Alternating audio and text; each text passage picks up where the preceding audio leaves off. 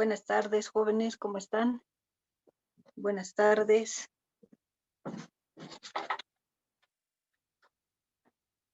Como les había comentado el día de ayer, estoy grabando la clase para que no se perjudiquen.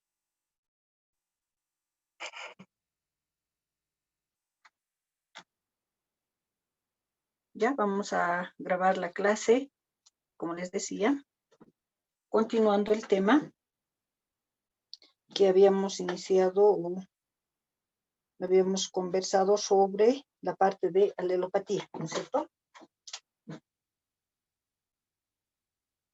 Estábamos en alelopatía.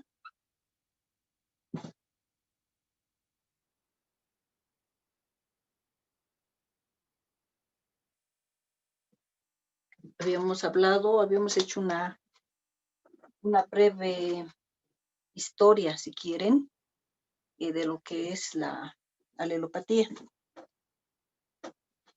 Hemos visto que desde años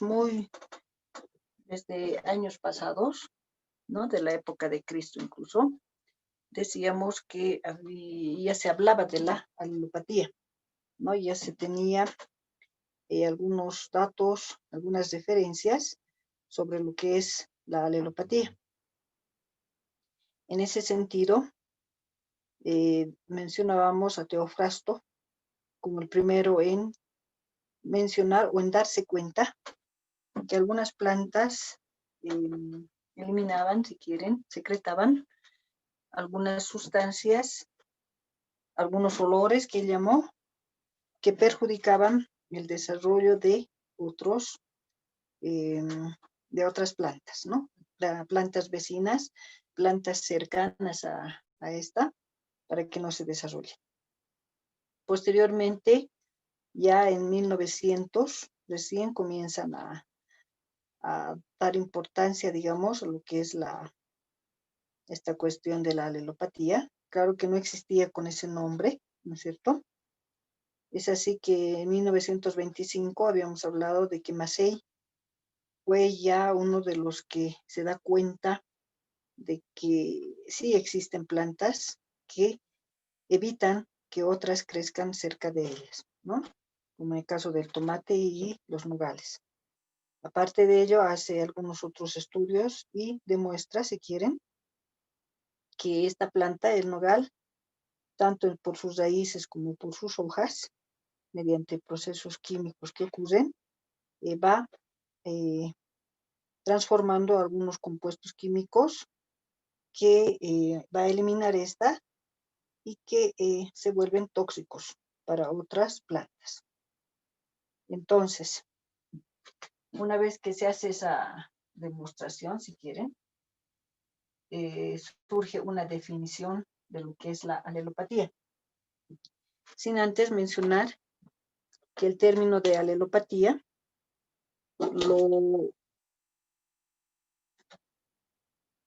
el primero en usar el término de alelopatía fue Hans Mullich, y eso ocurrió en 1937, ¿no? Este señor nos dice que la alelopatía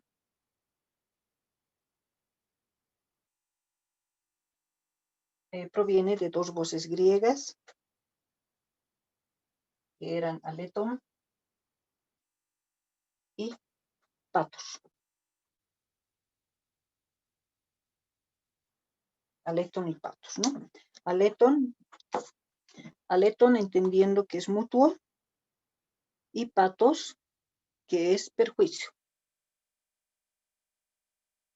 Por lo tanto, se comienza recién a conocer el término de alelopatía, en 1937 más o menos, donde Mullich, que es el autor del término también, Mullich nos dice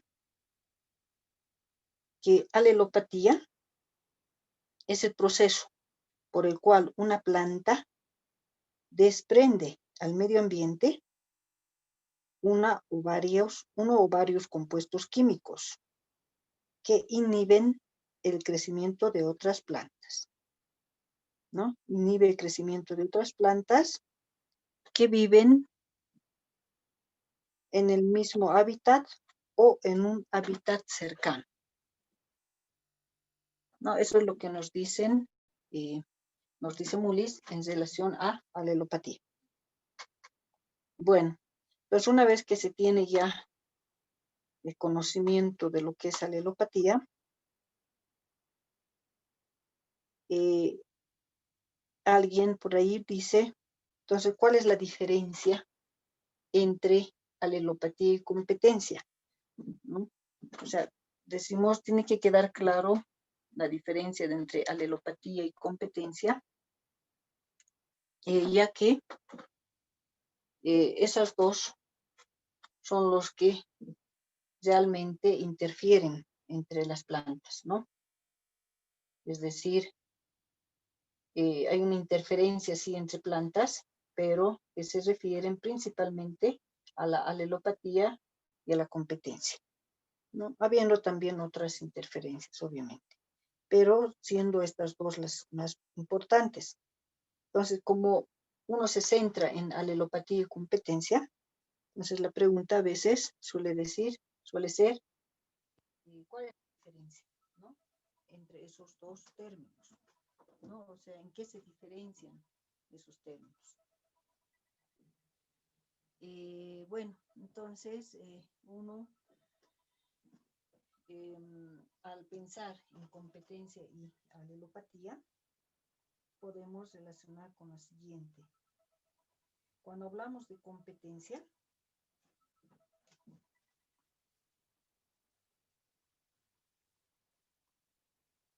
¿no? Hablábamos de que que pueden competir dos o más sujetos por un punto o un factor que necesitan al mismo tiempo, ¿no? Por lo tanto, cuando uno habla de competencia, lo relaciona con la manera con la reducción de algún factor, ¿no? Reducción, otros dicen con la sustracción de algún factor del medio ambiente, que la planta obviamente va a necesitar, ya sea para su crecimiento y desarrollo, ¿no es cierto? En cambio, la alelopatía se va a relacionar con el incremento. ¿Incremento de qué? De alguna sustancia química. Porque cuando hablamos de alelopatía decíamos que es la eliminación, la secreción de alguna sustancia química de alguna planta que evita que otra crezca. ¿Se dan cuenta? Entonces, esa suele ser la diferencia, ¿no? La competencia como una reducción, una reducción, y la alelopatía como un incremento o colocar un elemento nuevo a ese medio ambiente donde se encuentra el cultivo y las malezas.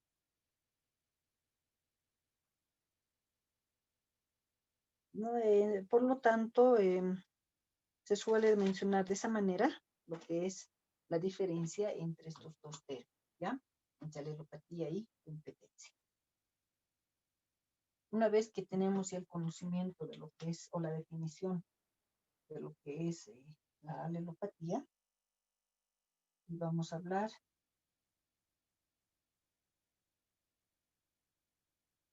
de la naturaleza de las sustancias alelopáticas. De las sustancias alelopáticas.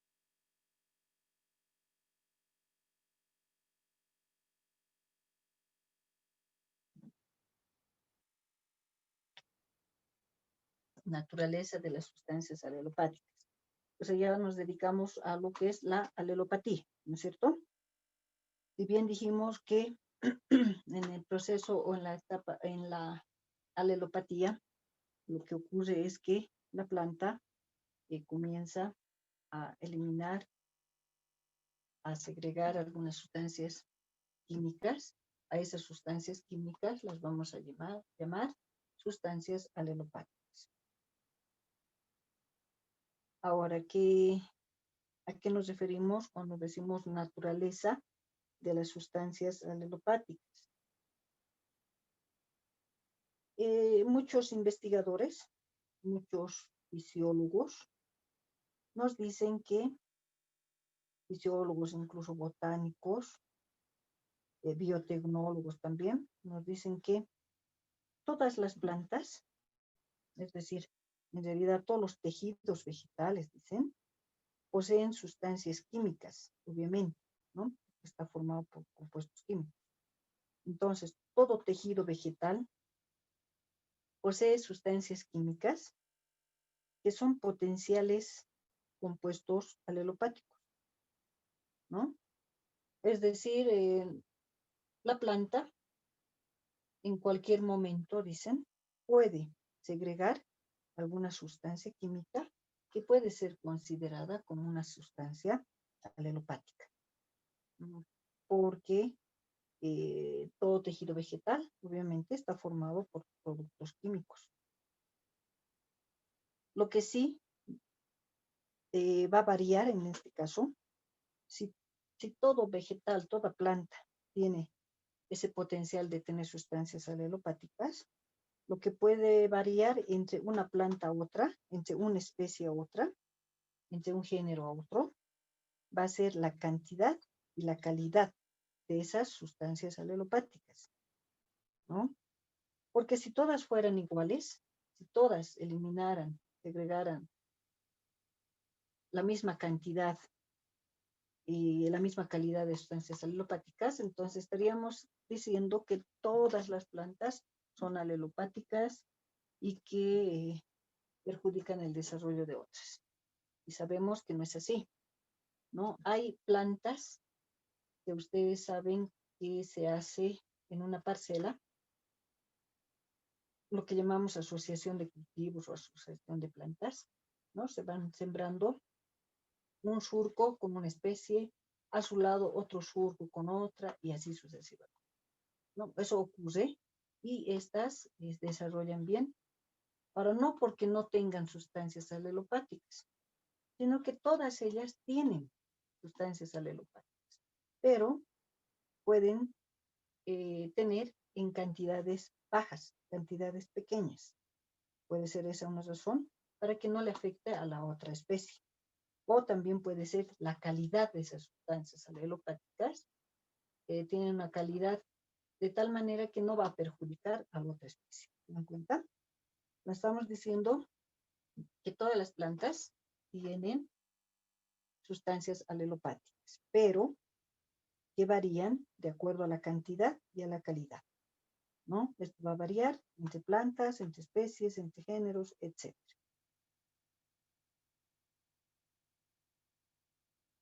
Y aparte de que varíen de acuerdo a la especie, también va a variar, por ejemplo, de acuerdo al estado de desarrollo de la planta, ¿no? O sea, una planta que recién está emergiendo no va a segregar las mismas sustancias alelopáticas que, que otra planta que esté en pleno crecimiento o que otra planta esté ya en etapa de floración, en etapa de fructificación, ¿no es cierto? Entonces, estas sustancias alelopáticas que puede segregar una planta va a variar también de acuerdo al estado de desarrollo en el cual se encuentre. También puede variar o va a variar estas sustancias alelopáticas también de acuerdo a los factores genéticos de la planta, ¿no? De la especie. Como ya les digo, no todas son iguales, por lo tanto, unas van a segregar sustancias en menor cantidad, menor calidad y otras en mucha mayor calidad y tal vez en menor cantidad. Entonces, esa parte va a variar. Aparte de que dependa mucho de la planta en sí, ¿no es cierto? Depende del tipo de planta que sea, depende del estado de desarrollo de la planta, dependa de sus factores genéticos y demás, también influye, obviamente, el medio ambiente donde se desarrolla. El medio ambiente donde se desarrolla, es decir, tengo la planta, ¿no? ¿Qué cosa hay a su alrededor? ¿No? Los factores bióticos y abióticos, ¿no es cierto? Medio ambiente. Estamos hablando acá de suelo, por ejemplo. Entonces va a depender mucho de que las sustancias alelopáticas de esa planta se desarrollen de alguna manera dependiendo del tipo de suelo que tenga, ¿no? Eso también puede influir, ¿no? El factor agua. Entonces van a haber varios factores externos a la planta que también pueden afectar a esta cuestión de la producción de las sustancias alelopáticas. Haciendo ya estudios un poco más profundos en relación a esto de la alelopatía, nos dicen lo siguiente.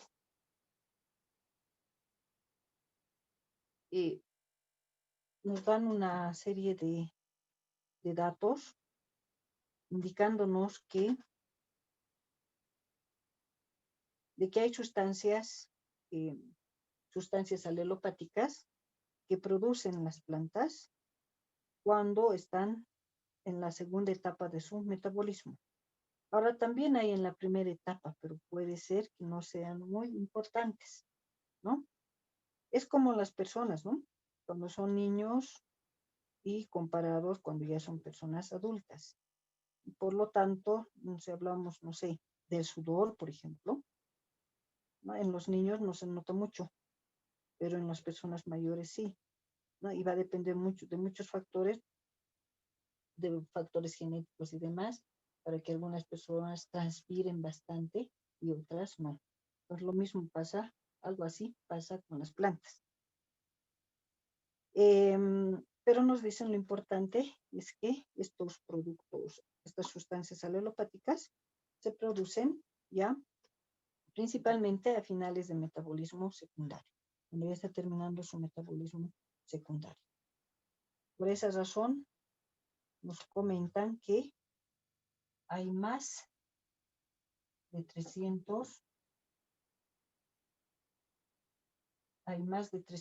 compuestos secundarios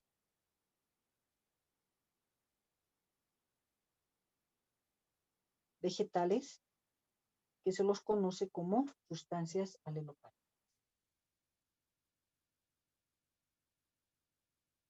Han descubierto los fisiólogos que hay más de 300 compuestos que las plantas producen, que son potenciales sustancias alelopáticas. Estos compuestos van a ir variando, ¿no? En algunos casos van a ser simples, en otros casos los van a llamar compuestos, ¿no? Van desde compuestos simples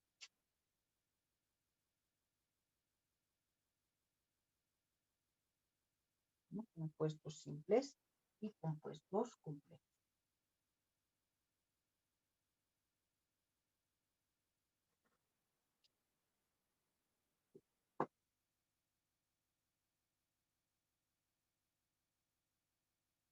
¿No? Cuando hablamos de los simples, cuando hablamos de compuestos simples, nos hablan de carbohidratos. Carbohidratos que podemos tener acá, como por ejemplo el etileno, que es un compuesto simple. Por lo tanto, estamos diciendo que el etileno tiene un potencial de ser una sustancia alelopática.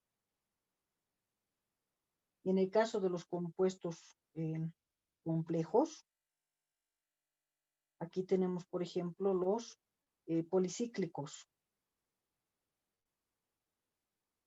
¿no? Policíclicos, si se recuerdan de química, son aquellos que tienen un peso molecular bastante elevado. Ya entonces puede la planta entonces tener este tipo de productos, de compuestos que se los va a clasificar como simples o complejos, ¿no? Obviamente eso dependiendo del tipo de planta que estemos hablando.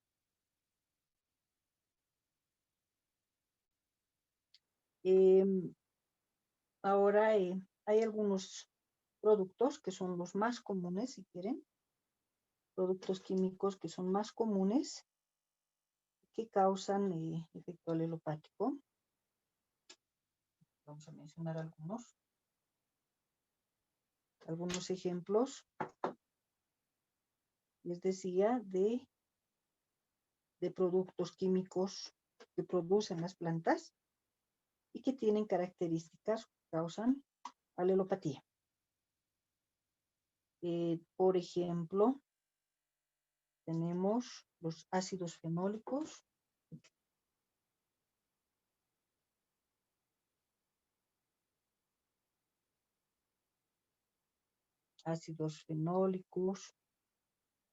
que son comunes en las plantas, cumarinas,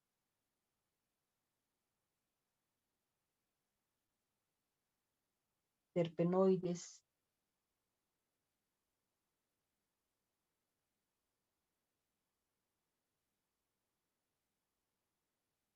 flavonoides, alcaloides.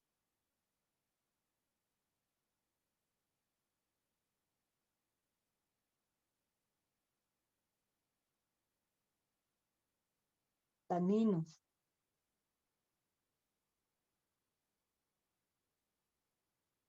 Bueno, y tenemos varios otros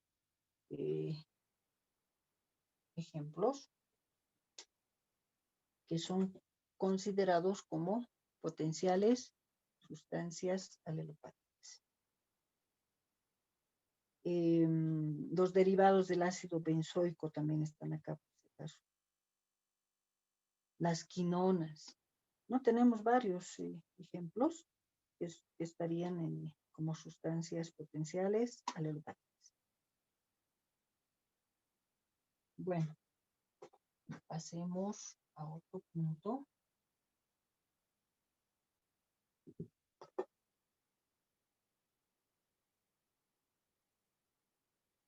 Que se refiere a la liberación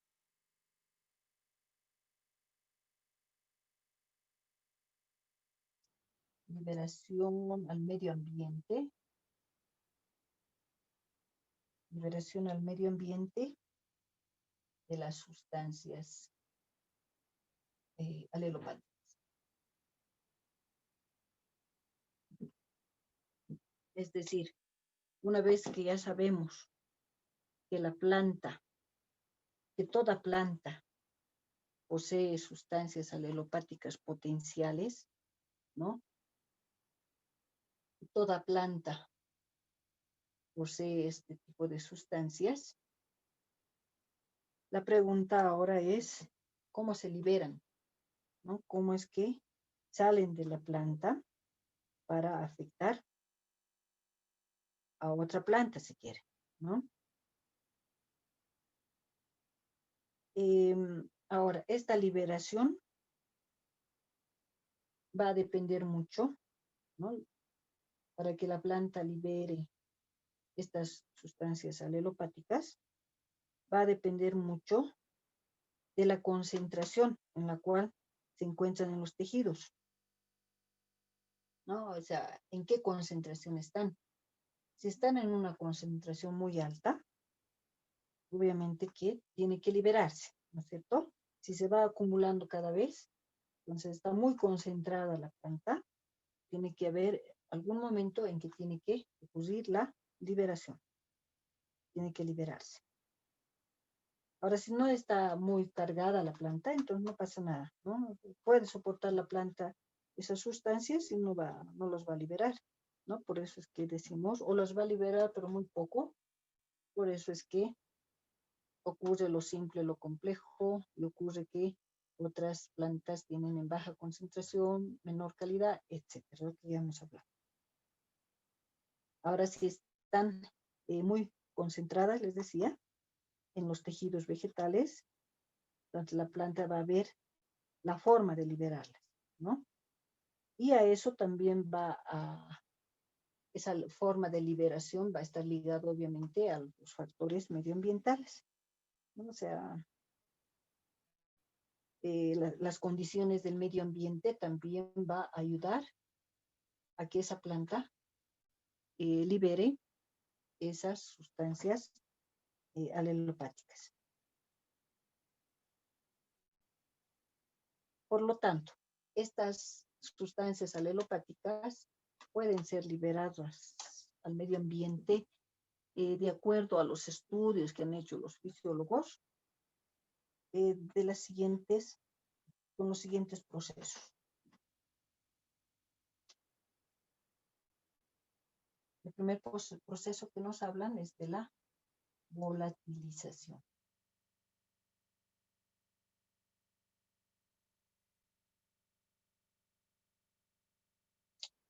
La volatilización. Ese es un término que ustedes conocen. La volatilización. Un término que en algún momento o en otras asignaturas también me imagino que han hablado de ese término, ¿no? Que han tocado ese punto, ese término de la volatilización. Volátil, ¿no? Es volátil, productos volátiles.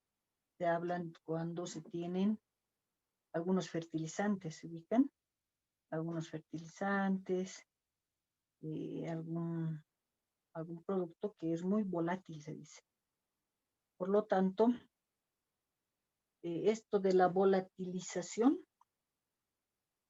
es muy común, es bien común en la volatilización para compuestos aromáticos, ¿no? Si se habla de productos o compuestos aromáticos, estaríamos pensando en esta etapa o en este proceso de la volatilización. Ahora, por dónde ocurre la volatilización? Estamos hablando de sustancias aromáticas, compuestos aromáticos. Esa volatilización puede ocurrir de hojas, también puede ocurrir de las flores. En algunos casos, en algunas especies, ocurre de los tallos. Y se han reportado también este tipo de proceso de liberación mediante las raíces.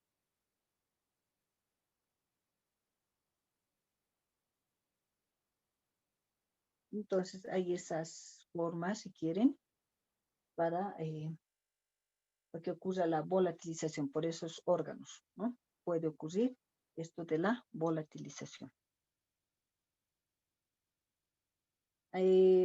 Ahora, o sea, si están por las hojas, flores, etcétera, esta bola se volatiliza, la sustancia química, y llega a otra planta en forma condensada, con la ayuda del rocío, por ejemplo, ¿no? O directamente con la ayuda del rocío va esta sustancia alelopática que es tóxica, se va a posar en otra planta para luego afectarla, ¿no? Ahora, eso en cuanto a la atmósfera, si quieren, ¿no? Al aire. Pero también puede ocurrir que en este proceso de la volatilización, también puede ocurrir que esa sustancia entre a la atmósfera del suelo. O sea, llega al suelo y va a ingresar, se dice, al suelo, ¿no? Se va a interiorizar en el suelo y va a permanecer ahí en estado volátil. y esas partículas que van a estar en el suelo van a ser absorbidas por partículas del suelo o se van a disolver en el agua. Entonces va a ocurrir eso, ¿no? Se van a absorber por el agua.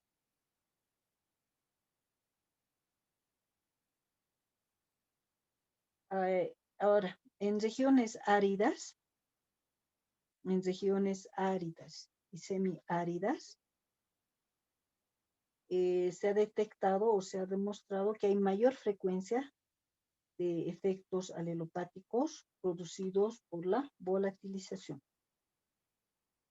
Es más frecuente, si quieren, donde existen o donde están las regiones áridas y semiáridas. ¿Qué sustancias tienen este proceso? ¿No? ¿Qué sustancias pueden pasar por este proceso? Tenemos, por ejemplo, el gas carbónico.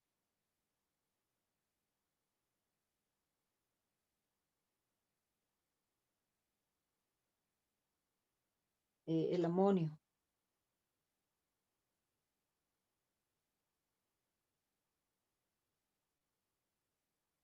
También se habla de los terpenoides.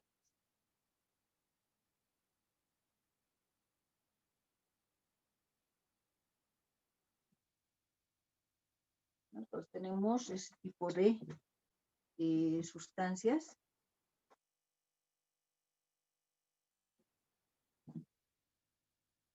Este tipo de sustancias que pasan por el proceso de la volatilización. Ahora, aparte de la volatilización, también tenemos otro proceso, que es la lixiviación.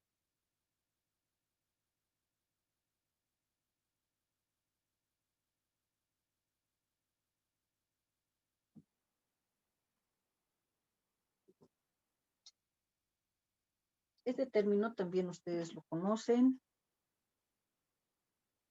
Esto de la lixiviación también es un término que ya lo han visto.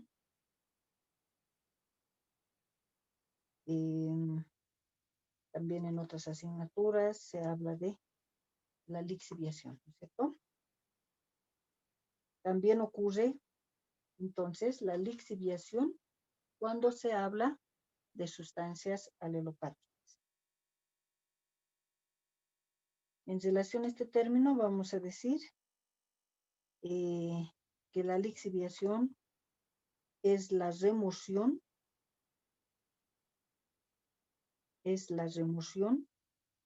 de sustancias químicas,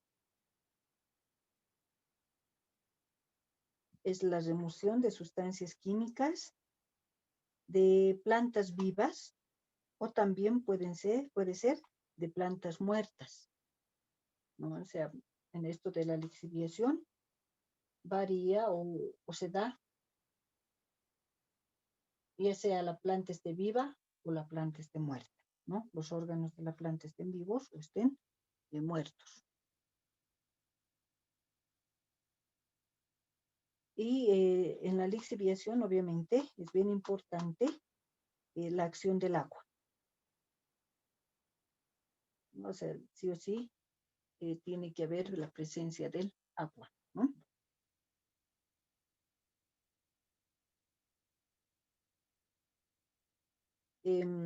Cuando decimos la intervención del agua, nos estamos refiriendo, por ejemplo, a la lluvia, ¿no? La lluvia va a ayudar a que exista la lixiviación. Aparte de la lluvia, también podemos hablar del rocío, ¿no? El rocío también está relacionado con la lixiviación, e incluso la neblina. También muchos fisiólogos hablan de esta situación, que es la neblina, que también nos dicen que está relacionado con la lixiviación.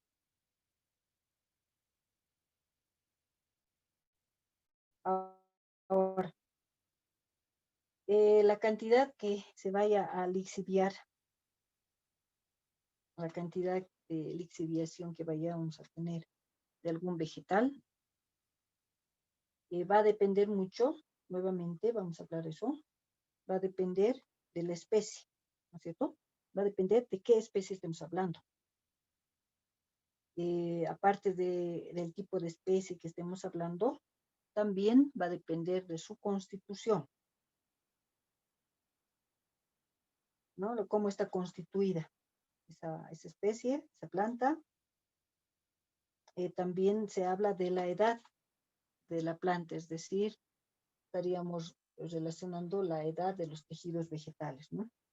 ¿No? Si estamos hablando de una etapa joven, una etapa madura. Todo eso influye en la cuestión de la lixiviación. Y también acá nos hablan de las condiciones edafoclimáticas. Condiciones edafoclimáticas, es decir, condiciones del clima, ¿no? Condiciones de los factores climáticos, como también la condición del suelo, ¿no? Del tipo de suelo que uno tiene para que pueda existir esto de la lixiviación, ¿no? Ejemplos de este tipo de productos, de sustancias que tienen el proceso de lixiviación. Tenemos los ácidos orgánicos,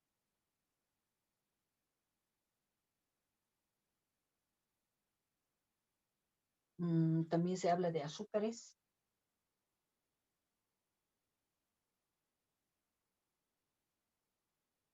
y también hablan de los aminoácidos.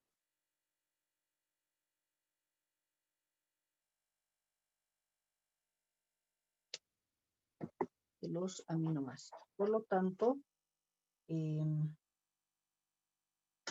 cuando se habla de lixiviación, entonces es común hablar de ese tipo de compuestos que sirven, que van a ocurrir por el proceso de la lixiviación. Bueno, vamos a quedar acá para luego en la siguiente clase poder seguir avanzando. Y jóvenes, observen por favor la plataforma.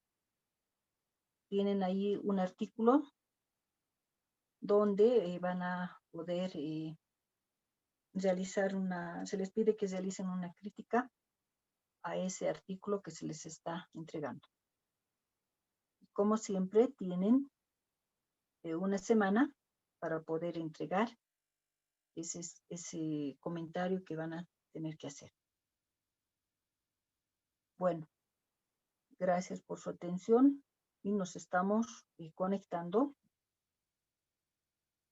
la siguiente clase. Gracias, jóvenes.